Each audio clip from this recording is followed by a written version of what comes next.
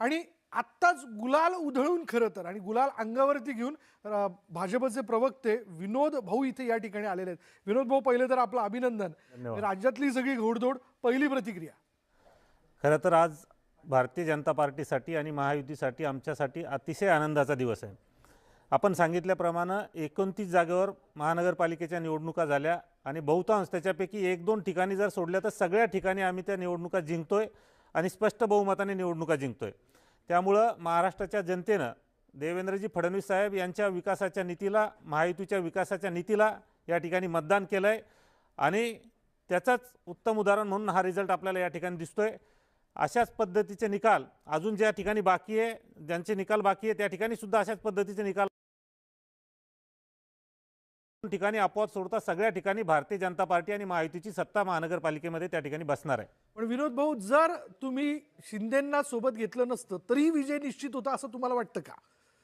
शेवटी जर तरचा विषय राजकारणात नसतो. ज्या ज्या ठिकाणी स्थानिक कार्यकर्त्यांना वाटलं, स्थानिक नेत्यांना वाटलं, त्यांच्या आग्रहाखातीर त्या त्या पद्धतीनं त्या त्या ठिकाणी युत्या आघाड्या झाल्या आणि म्हणून जिथं आम्हाला वाटलं, जिथं स्थानिक कार्यकर्त्याला वाटलं, स्थानिक नेत्याला वाटलं, तिथं आम्ही युतीत लढलो. जिथं कुठं आम्हाला असं वाटलं की आम्ही वेगळं लढलं पाहिजे तिथं आम्ही मैत्रीपूर्ण वेगळं लढलो.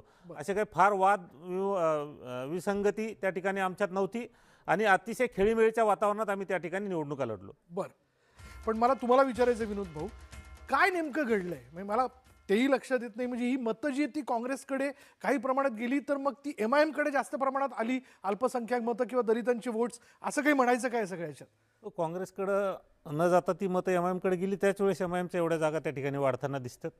खऱ्या अर्थानं काय झालं की काँग्रेसनं एवढ्या वर्ष, खास करून मी या ठिकाणी बोलतो की मुस्लिम समाजाचंच फसवणूक काँग्रेसनं इतकी वर्ष केली आणि कदाचित त्याचा रोष म्हणून, त्याचा राग म्हणून त्यांनी एक दुसरा पर्याय, नवीन पर्याय म्हणून MIMची निवड त्या ठिकाणी केली असेल. बरं, परंतु आता ज्यातले सुशिक्षित आणि शिकलेले सवरलेले जे काही लोक असतील अजूनही ते काही MIM कडे त्या ठिकाणी जात नाही.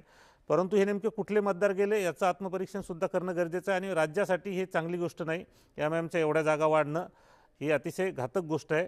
त्यामुळे भविष्यकाळात ह्या सगळ्या गोष्टींवर सखोल अशी अभ्यासाने याचं हे झालं पाहिजे, आत्मचिंतन, की कशा पद्धतीने या जागा का वाढल्या म्हणून. परंतु काँग्रेस याला निश्चित कारणीभूत आहे की काँग्रेसनं जे काही फसवणूक केली आणि काँग्रेसनं जे दरवेळेस सांगत होते की आम्हीच तुमच्यासाठी जे काय करतो आम्ही करतो असं जे भासवत होते, ते आता सत्य त्यांना कळालं की काँग्रेस काही आपल्याला भूलथापा देते, फसवते आणि त्याच्यामुळं कदाचित हे मतं तिकडे वळले असेल. बरोबर. ती मतं वंचितकडे पण गेली नाहीत.